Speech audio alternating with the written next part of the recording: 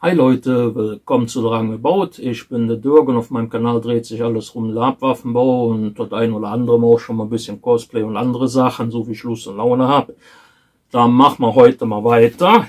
Und zwar ihr Lab- und Bastelwütchen mit den Streitkolben. Ich habe mich jetzt entschlossen, der Vollständigkeit halber machen wir noch ein bisschen Fliegengitter zu verstärken, dass man da noch ein bisschen was einkleben, weil der ein oder andere sich das gewünscht hat.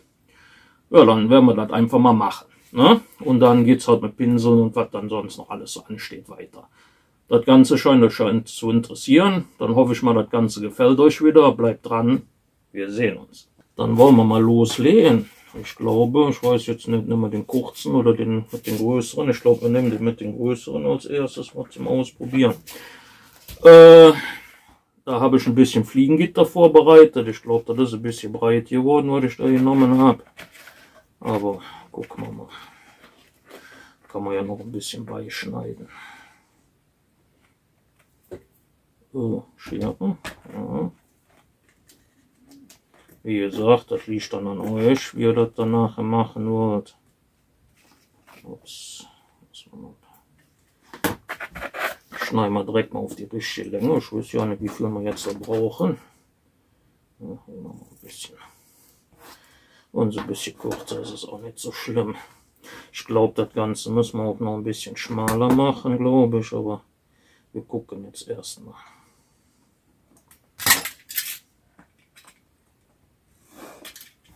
Ich weiß ja nicht, wie viel ich jetzt brauche. Muss ich gleich mal nachzählen. Hoffentlich habe ich auch hier noch von den Dings hier gemacht. Das reicht. Vielleicht mache ich die Teile auch ein bisschen schmaler.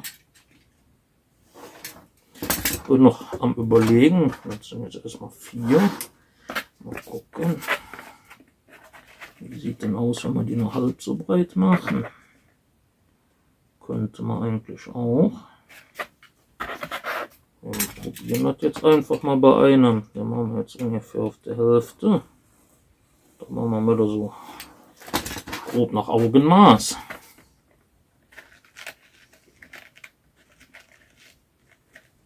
So, das reicht. Ich gucke dann ungefähr, dass das auf beiden Seiten ungefähr gleichmäßig ist. Ich glaube, ein bisschen was müssen wir gleich noch wegschneiden. Aber das kriegen wir auch noch hin. So.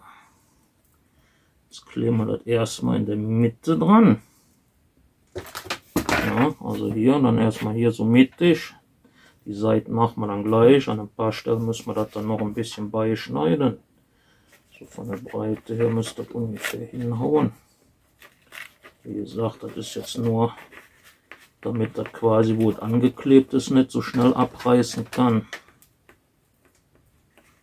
Immer dran denken, dass er dann am besten immer nur so mit dem Heißkleber erstmal so in eine Seite klebt, also so vom Ziehen her.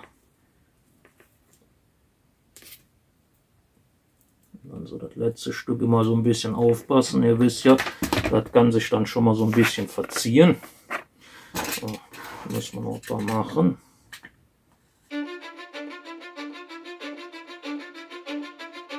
I don't give a fuck what you say. Yeah, I'ma do shit my way. So you can go kick rocks, I'ma stack bricks up. Jetzt haben wir hier überall dann reingeklebt. Ne? Wie gesagt, immer ein bisschen nochmal drüber gucken, weil hier ab und zu durch die Hitze sich das hier schon mal so ein bisschen auseinanderfrickelt, hier wo man abgeschnitten hat. Hier so diese Fäden, oder hier kann man gut sehen, das ist dann immer durch die Hitze, oder hier das Stück. Dass da dann ist dann noch ein bisschen nochmal was drüber gehen, noch ein bisschen Heißkleber oder mit der Spitze von der Heißklebepistole und dann so machen, dass es glatt ist. Und danach halt Flexipend, ein paar Schichten mehr dann hier, wo das Fliegengitter ist, drüber, weil ihr auch machen könnt, weil das nicht immer meistens so gut hält. Auf dem Fliegengitter wie in dem Heißkleber müsst ihr dann, entweder macht ihr nichts drauf. Dann kann es sein, dass das die ersten Schichten so ein bisschen löchrig aussieht, weil das sich nicht überall trägt, aber das ist auch nicht das Problem. Macht ein paar Schichten halt mehr drüber, dann klappt das. Oder ihr macht hier in der Ritzen, wo das Fliegengitter ist, da dann nochmal mit einem Pinsel mit Pattex drüber geht. Das Ganze dann trocknen lassen und dann drüber pinselt, dann habt ihr da ja keine Probleme. Ne? Könnt ihr natürlich auch machen, aber das liegt dann an euch. So, das Ganze machen wir bei dem anderen dann auch. Das zeige ich jetzt aber nicht. Ja, und dann können wir eigentlich schon mal anfangen zu pinseln. Ich mal die Pappe hoch. So.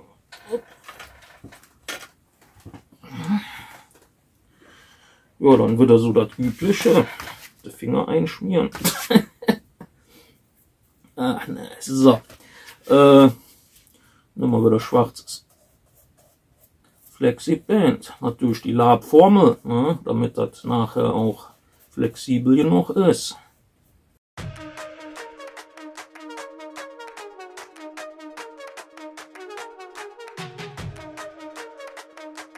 Schwarz haben wir jetzt drauf, soweit. Jetzt gehen wir noch ein bisschen hin. Wir werden das Ganze noch ein bisschen glätten. Und zwar gehe ich jetzt einfach noch mal hier mit meinem Modellierwerkzeug. Da könnt ihr natürlich auch irgendwas anderes nehmen, was eine glatte Oberfläche hat.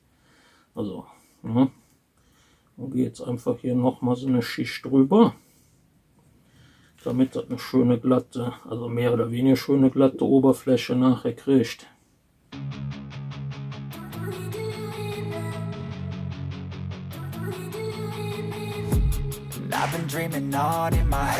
Das Ganze hier, bis hier habe ich jetzt eingepinselt. Das lasse ich jetzt trocknen.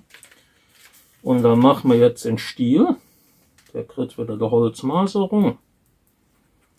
Dann mache ich das Ganze auch. Können wir natürlich auch mit dem Pinsel machen, geht schneller. Aber dadurch, dass ich da hier ein bisschen so eine gröbere Holzmaserung schmiert, immer so ein bisschen dicker drauf. Ja, das geht auch relativ schnell. Klecke auch wieder ganz ordentlich. Irgendwie kann man das hier immer im Licht der Kamera immer so schlecht sehen. So, ich denke mal, das reicht. Ja. So, dann nehmen wir einfach wieder einen Kamm. Und machen wir dann so die Holzmaserung, so wie wir die haben wollen. Wie gesagt, da können wir dann immer gucken. Je nachdem, wie ihr die am liebsten haben wollt. Nehmt dann die größeren Zinken oder halt die kleineren. Ich nehme meistens immer hier so die größeren, damit das ein bisschen gröber wird. So. Ja, dann tun wir hier unten, machen wir noch dasselbe wie oben. Und dann fangen wir an mit der Farbgebung. Während der eine Streitkolben noch trocknet, können wir bei dem hier nämlich schon anfangen, die Farbe jetzt drauf zu machen. Dafür nehme ich jetzt erstmal Silber in Acryl. Da können wir natürlich auch mit Flexipaint transparent machen, aber ich mache das jetzt hier und tupfe das so drauf. Das sieht, also finde ich von mir aus, hübscher nachher aus. Und versiegelt das dann später nochmal mit transparent drüber. Und dann erst der Topcoat. Aber das ist, wie gesagt, ihr könnt natürlich auch das Silber direkt in das Flexipaint transparent rein tun. Das kann man auch machen, aber wie gesagt, das liegt dann an euch.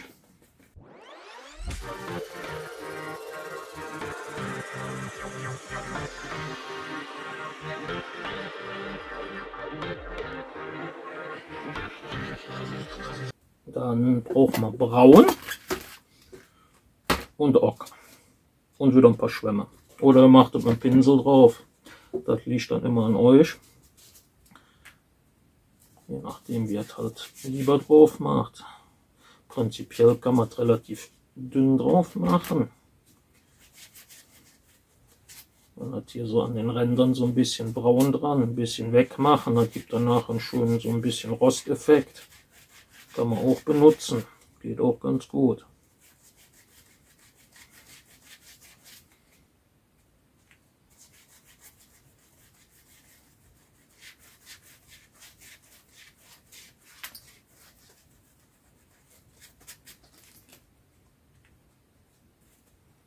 So, dass die Kamera nicht wieder anfängt zu flackern von der Umdreherei. Irgendwie mag die das nämlich nicht, wenn man zu viel hier rumschwenkt.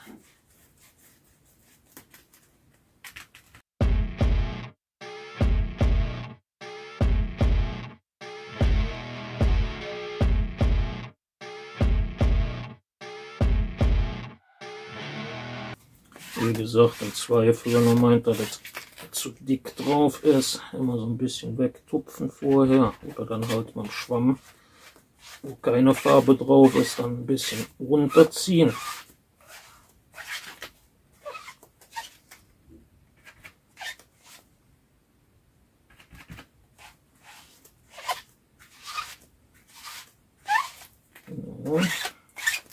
So, das Ganze lassen wir jetzt erstmal wieder trocknen.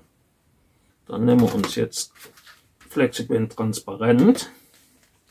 Das nehme ich direkt so aus der Dose raus. Einen von meinen Pinseln, wenn so ein bisschen schwarz noch dran ist, ist auch nicht schlimm. Das dunkelt dann noch so ein bisschen nach. Also von daher alles gut.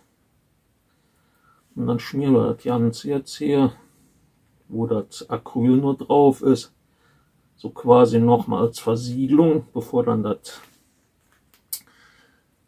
Topcoat dann quasi drauf ist, das Finish. Dann nochmal komplett mit dem Transparent, eigentlich sage ich schon Silikon. So. Ja, können wir auch ruhig ordentlich drüber schmieren. Nicht wundern, das sieht dann ein bisschen komisch jetzt aus mit dem Weiß drauf. Aber das ist dann nachher transparent.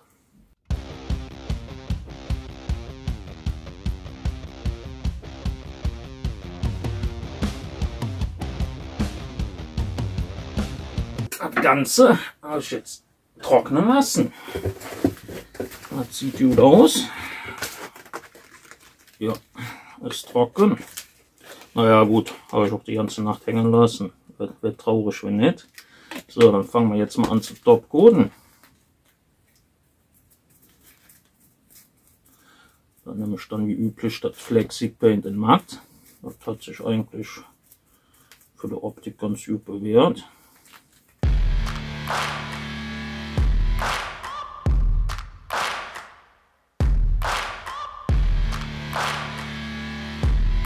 Bei dem ist der Topcoat schon trocken. Da machen wir bei dem schon mal weiter.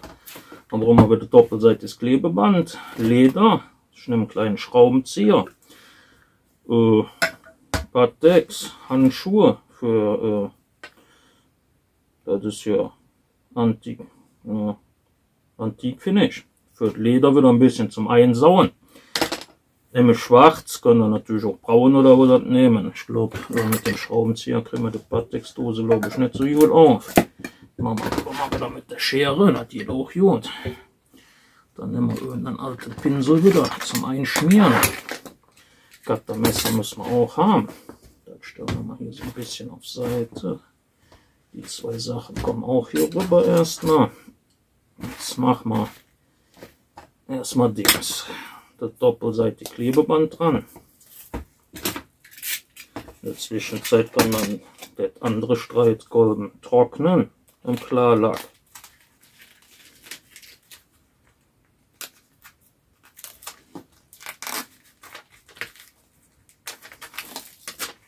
Das war wieder ein bisschen zu lang. Da könnt ihr immer so das erste Stück, wenn ihr euch nicht so ganz sicher seid, könnt ihr das immer so ungefähr als Schablone benutzen, damit die Stücke nachher nicht zu lang werden.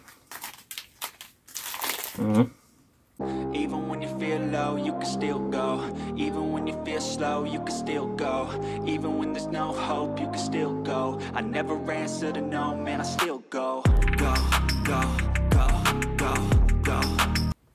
Ich mache dann immer nur so ein Stück, da ihr hier so einen Daumenbreit noch habt, dass ihr das Ganze noch so ein bisschen festziehen könnt. So. Dann machen wir jetzt das letzte Stück. Dann noch mal eine ordentliche Ladung drauf.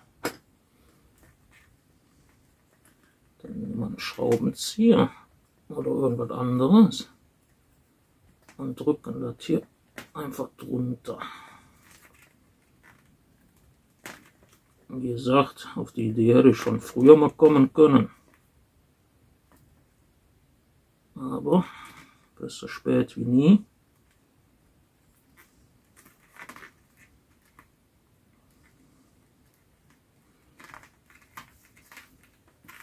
So, sieht zwar nicht ganz so schön aus, aber ihr habt die Spitze hier unten drunter dann noch angeklebt. Und dann kann das dann nicht so schnell hier an der Stelle rauskommen.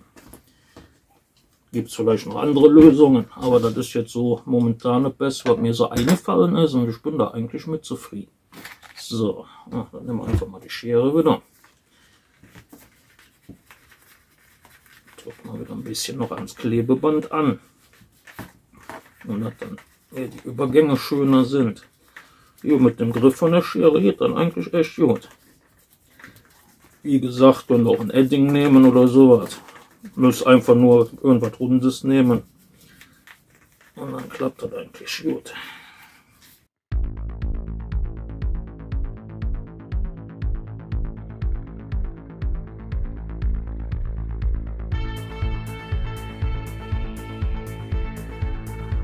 Ja, ich finde das immer irgendwie ein bisschen schöner, wenn das schon so ein bisschen abgenutzt aussieht. So, dann nehmen wir uns hier noch irgendeinen Schwamm wieder, den wir hier rumfliegen haben. Ein bisschen auf Seite. Ups, ein bisschen zu breit. Das hat so ganz reingepasst. Ein bisschen viel. Muss man ein bisschen mehr verteilen. So. Wie gesagt, damit kann man das dann ein bisschen, dass das schon so ein bisschen dunkler wird, und dann sieht dann alles schon so ein bisschen, ich sag jetzt mal, abgenutzter aus. Kommt zwar mit der Zeit auch, wenn der Dreck quasi drauf kommt, wenn durch die Benutzung, aber ich finde das schöner, wenn das schon direkt am Anfang so ein bisschen benutzt aussieht. Und man kann hier die Schneidkanten vom Leder, die dann so ein bisschen hell noch aussehen, die kann man dann auch so ein bisschen abdunkeln, dann sieht das auch nicht mehr so neu aus.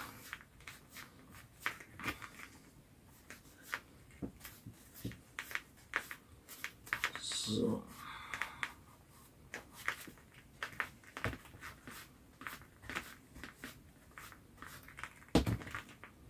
Jo, das ist doch ja nicht mal so übel.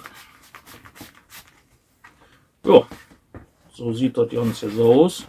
An den Stellen, wo ich ein bisschen drüber geschmürgelt habe, ist es ein bisschen dunkler geworden und so ein bisschen, als wenn sich da der Dreck reingesetzt hat. Ja, das Ganze lassen wir jetzt trocknen und machen das dann bei dem anderen Streitkolben auch. So sieht das Ganze jetzt aus. Ja. Ich hoffe, das kann man so gut erkennen. Ja. Ja. Haben wir mal wieder was für den Keller gemacht. Ja, wie gesagt, das ist nur, wie man die ein bisschen gestalten kann. Kann man natürlich auch noch einen Stiel verdreht machen oder in Metall oder was auch immer. Wie gesagt, da gibt es so viele Möglichkeiten. Dann hoffe ich mal, das ganze Video hat euch wieder gefallen. Wünsche ich euch noch ein schönes Wochenende. Dann sehen wir uns bei einem meiner nächsten Projekte. Wir sehen uns.